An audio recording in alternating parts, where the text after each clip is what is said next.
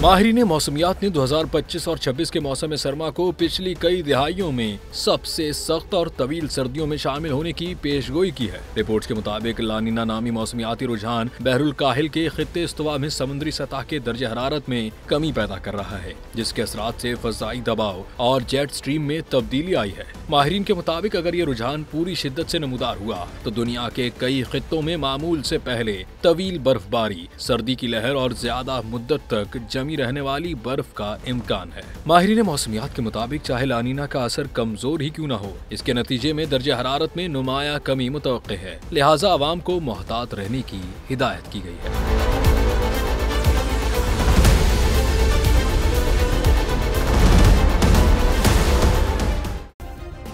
Subscribe करें और bell दबाएं ताकि कोई खबर रह न जाए।